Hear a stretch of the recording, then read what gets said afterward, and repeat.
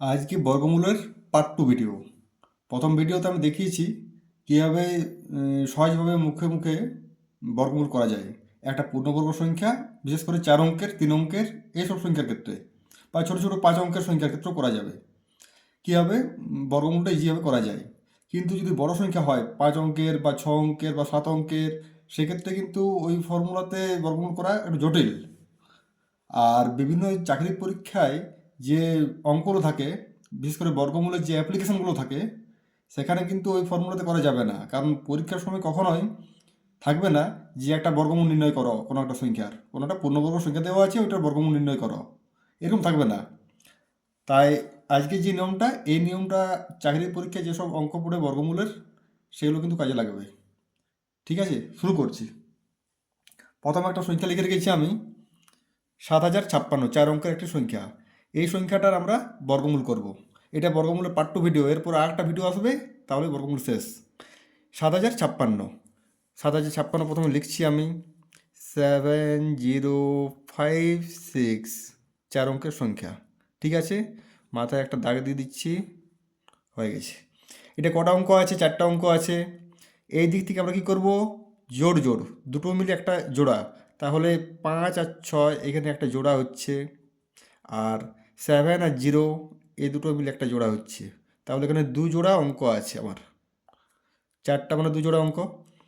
এই জোড়া জোড়া প্রথমে করে নিলাম। তারপর কি করব আমরা?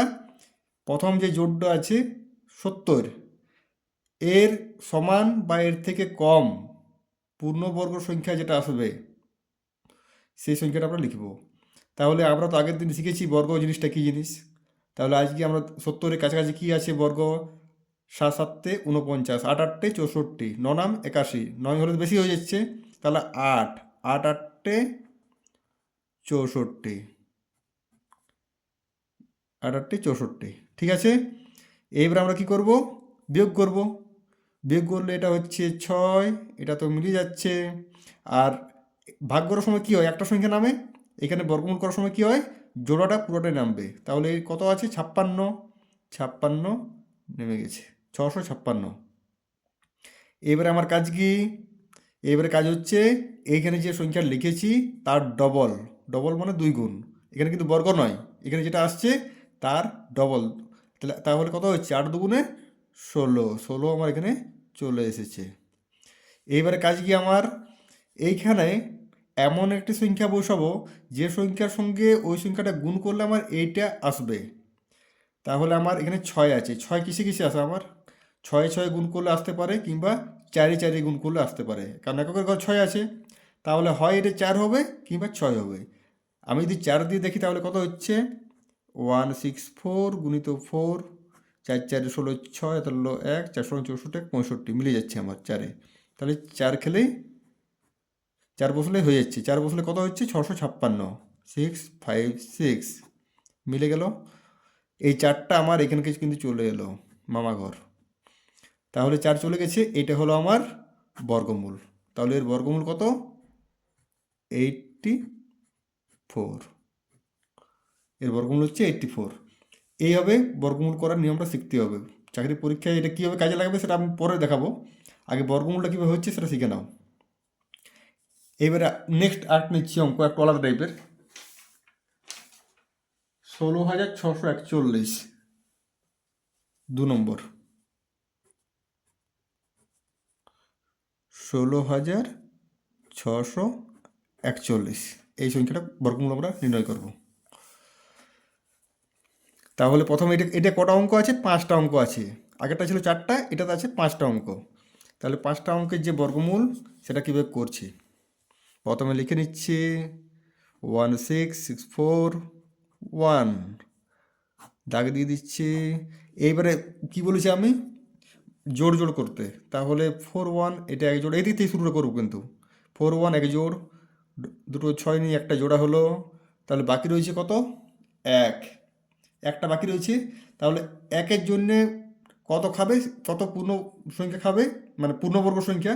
এখানে যেটা লিখবো তার তো পূর্ণবর্গ সংখ্যাটা আসবে, বর্গ সংখ্যাটা যেটা লিখবো তার বর্গ সংখ্যা আসবে। আমি রেড কালার ইউজ করে করছি। এখানে যদি আমি 1 লিখি তাহলে 1-এর বর্গ কত আসছে? 1। কারণ এক আছে, একের বর্গ এক এক হবে, এর থেকে তো আর কোনো কম কম সংখ্যা নেই যে শূন্য খাবো আমি। মিলিয়ে যাচ্ছে আমার। এরপর জোড়া নামছে, জোড়া বলতে ডবল সিক্স। এখানে কি আসছে আমার, এক আর ডবল, ডবল ডবল অর্থাৎ দুই দ্বারা গুণ, দুই। এইখানে এমন একটা সংখ্যা খাওয়াবো যেটি এর সমান বা এর কাছাকাছি হবে। তাহলে যদি আমি 3 খাওয়াই, 3 তেইশে 69, বেশি হয়ে যাচ্ছে। 2 খাওয়ালে কত হচ্ছে, 22 দুগুণে 44, 44, 44, 2, 2 বাকি রয়েছে। এই যে দুইটা, এই দুইটা চলে যাচ্ছে আমার কোথায়, এইখানে আলাদা কালি, দুইটা চলে যাচ্ছে আমার এইখানে। ঠিক আছে, এইবার কি হচ্ছে আমার, পরের যে জোড়া আছে সেই জোড়াটি নামছে, বসছে 41। এর ডবল চলে আসছে এখানে। এর ডবল কত হবে, সবসময় এর ডবল আসবে। যেমন এখানে একের ডবল এসছে 2, এখানে আবার হয়ে গেছে 12, 12 ডবল কত হবে 24। তাহলে এখানে আমার চলে এলো 24। এইখানে এমন একটা সংখ্যা খাওয়াবো যেটি দিয়ে গুণ করলে এটি হবে, আবার এটা হবে। এখানে যদি আমি এক দিয়ে গুণ করলে তো কোনোদিনই হবে না। আর এক আছে মানে এক দিয়ে হবে অথবা 9 দিয়ে হবে। 9 9 গুণ করলে আমি এক পাবো এককের অঙ্ক, অথবা একে একে গুণ করলে এক পাবো। তাহলে আমি কত দেবো এখানে, 9। কারণ এক দিয়ে তো হচ্ছে না, তাহলে 9 দিয়ে হতে পারে। 9 দিয়ে গুণ করলে কত হয়, 9 নাম 81, 1 হাতের হলো 81, 1 হাতের হলো 8, 4 নাম 36, 8 44, 4 হাতের হলো 4, 9 8 হচ্ছে 22। আমার মিলে গেল, এই 9টা চলে গেল। কত হলো আমার, 129। এর বর্গমূল হচ্ছে 129। এই হবে 3 নম্বর অঙ্ক, একটু আলাদা টাইপের। 3 নম্বর অঙ্ক হচ্ছে 11,881, 11,881। এটাও 5 অঙ্কের সংখ্যা।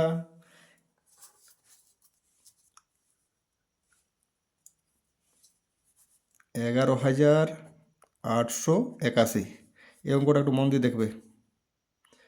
তাহলে প্রথম কাজ, জোড় করা, দুটোই এক জোড়, এই দুটোতে এক জোড়, বাকি রয়েছে এক। একের জন্য কত খাবে, এক খাবে, একের বর্গ এক, মিলে যাচ্ছে। আমার নামছে বসছে কত, 18, জোড়টা নেমে যাচ্ছে 18। একের ডবল 2, এখানে আমার কত হচ্ছে 18, এখানে আমার কত আছে 2, এই যেটা দেখার। এইখানে যদি আমি কোনো একটা সংখ্যা খাওয়াই, সেটা 1 হোক 2 হোক 5 হোক 9 হোক যাই হোক, সেটা সবসময় এর চেয়ে বেশি হচ্ছে। কারণ এক খাওয়ালেই কত হচ্ছে, এক যদি এখানে বসাই আমি 21 হয়ে যাচ্ছে আমার। এক যদি দিই তাহলে 21 কি 21, 21 হচ্ছে, এর থেকে বেশি হচ্ছে, তাহলে তো হবে না। সেই কারণে কী করবো আমি, এইখানে আরেকটা আমি শূন্য খাওয়াবো, আর এখানে 10-এর ডবল 20 চলে আসবে আমার। তার পরিবর্তে কী হবে, পরের যে জোড়া সংখ্যাটা আছে সেটা নেমে যাবে 81। এইবারে কত বসবে সেটা আমাকে দেখতে হবে।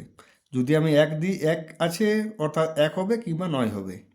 তাহলে 1 যদি দিই, তাহলে 1 দিয়ে গুণ করলে 201 গুণিত 201 গুণিত 1, 201 হচ্ছে না। তাহলে তাহলে আমার নিশ্চয়ই 9 হবে। আমি 9 যদি বসাই, 9 নাম 81, 1, 9 0 0, 9টা বসে গেল, 8টা বসে গেল, 9 দুগুণে 18, এই 9টা এখানে চলে যাচ্ছে। কত হলো বর্গমূল, 109, 109। 3 নম্বর হয়ে গেল। 4 নম্বর,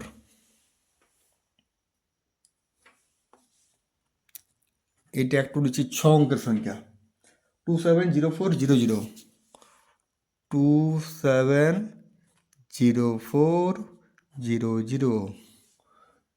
এইটা, এটা কটা অঙ্ক আছে, 6টা অঙ্ক আছে। তাহলে একবার লিখে দিচ্ছি এখানে, 270400। ফার্স্ট কাজ আমার কি, জোড়, এই দুটো একটা জোড়া, এই দুটো একটা জোড়া, আর এই দুটো একটা জোড়া। কত আছে 27। তাহলে 27-এর চেয়ে কম বা 27-এর সমান কোন পূর্ণবর্গ সংখ্যা আছে যেটা আসবে। আমার 4 4 16, 5 5 25, 6 6 36, তাহলে 5 5 25, 5 খাওয়াবো এখানে, লাল কালি ভুলে যাচ্ছি, 5 5 25, কত থাকছে আমার 2। এইবার কি হবে, পরে যে জোড়াটা সেটা নেমে যাবে, 2 0 4, 5-এর ডবল, এখানে যেটা আসবে সেটা কি বলেছি আমি, ডবল, 5-এর ডবল 10। এইখানে এমন একটা সংখ্যা খাওয়াবো যেটা খাওয়ালে এটা সমান হবে কিংবা এর চেয়ে কম হবে। আমি যদি এখানে 4 আছে অর্থাৎ 2 খাবে কিংবা 8 খাবে, 8 2 যদি খায় তাহলে তো মিলে যাচ্ছে আমার। 2 যদি খাওয়াই আমি এখানে, 2 2 4, 2 0 0, 2 1 2, মিলে যাচ্ছে আমার, তাহলে 2টা এখানকে চলে যাচ্ছে, 52। এরপরও আমার কিছু বাকি আছে, সেটা কি বাকি আছে, দুটো শূন্য আছে, দুটো শূন্য আছে আমার, এই যে দুটো শূন্য, দুটো শূন্যের জন্য কি করব আমি, একটা শূন্য নিয়ে যাব, দুটো শূন্য থাকলে অর্ধেক, দুটো শূন্য আছে, একটা শূন্য আমার এখানে চলে গেল, 4টা শূন্য থাকলে দুটো শূন্য চলে যাবে, 6টা শূন্য থাকলে 3টা শূন্য চলে যাবে, এরকম। তাহলে আমার বর্গমূল কত হচ্ছে, 520, এটা হচ্ছে আমার বর্গমূল। তাহলে বর্গমূলের যে নিয়ম সেটা কি হচ্ছে আমার, এইভাবে যেটা দেখালাম আর কি, এইভাবে একটু দেখে নেবে সবাই। আর পরের ভিডিওতে আমি কিভাবে বর্গমূলের অ্যাপ্লিকেশান, বিভিন্ন চাকরি পরীক্ষায় যে অঙ্কগুলো থাকে এই অ্যাপ্লিকেশনের থ্রু দিয়ে কীভাবে অঙ্কগুলো করা হয়। কারণ পরীক্ষার সময় যে অঙ্কগুলো থাকে সেগুলো কেমন থাকে, কোনো একটা সংখ্যা দেওয়া আছে, এই সংখ্যার সঙ্গে কত যোগ করলে সংখ্যাটি পূর্ণবর্গ হবে, অথবা কোনো একটা সংখ্যা দেওয়া থাকলো, বলা থাকলো যে এই সংখ্যাটি থেকে কত বিয়োগ করলে সংখ্যাটি পূর্ণবর্গ হবে। আগের নিয়মে যদি আমি করি তাহলে সেখানে কোনো মতেই সম্ভব নয় অঙ্কটি সমাধান করা, কিন্তু এই নিয়মে যদি আমি করি তাহলে ইজিলি করা যাবে যে অঙ্কটা কীভাবে সমাধান করতে হবে। তাই পরের ভিডিওতে আমি বিভিন্ন যে চাকরির পরীক্ষায় এসেছে এই টাইপের অঙ্ক, সেগুলো কীভাবে সমাধান করা যায় সেগুলো আমি দেখে দেবো।